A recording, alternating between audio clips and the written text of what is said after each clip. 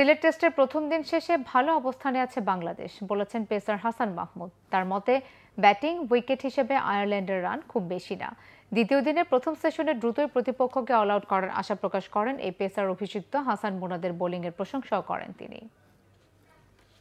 ভালো একটা পজিশন আছে এখন ওদের। কালকে শুধু আর্লি ওদের উইকেট নেওয়া যায় সকাল সকাল, বাট আমাদের ব্যাটিং উইকেট হিসেবে রান খুবই বেশি না। আমরা চেষ্টা করতেছি যাতে আরও কম রাখা যায়, ইকোনমিক্যাল বোলিং করা যায়। এখন আপনি দেখেন রান রেট 3 করে আছে, সো এইটা ব্যাটিং উইকেটে এটা হবেই স্বাভাবিক। বাট কালকে যদি আর্লি ওদেরকে ব্রেক থ্রু দেওয়া যায়, 2টা উইকেট বাকি আছে, তারপরে আমরা হয়তো আবার ভালো একটা স্টার্ট করলে টোটাল একটা যদি আমরা দিতে পারি আরও ভালো হবে আর কি। স্পিনারদের জন্য ভালো অপরচুনিটি, মানে যত দিন যাবে উইকেটটা আরও একটু ঘুরবে বা একটু টার্ন হবে। তো বোলাররা যদি কনসিস্টেন্ট থাকে তাদের লাইনের লেন্থে, আমি মনে করি যে স্পিনাররাই দিন শেষে ম্যাচ জিতাবে আমাদের। সবাই যথেষ্ট হার্ডওয়ার্ক করতেছে ফিল্ডিং নিয়ে। আমরা প্রতিদিনই ফিল্ডিং সেশন করতেছি মাঠে এসে, চেষ্টা করতেছি যাতে আর একটু ইমপ্রুভ করা যায়। মুরাদ আমার দেখা মানে খুব ভালো একজন প্লেয়ার। ওর সাথে আমি ফার্স্ট ক্লাস অনেক ম্যাচ খেলেছি, ও চিটাগাং ডিভিশনে খেলে সবসময়।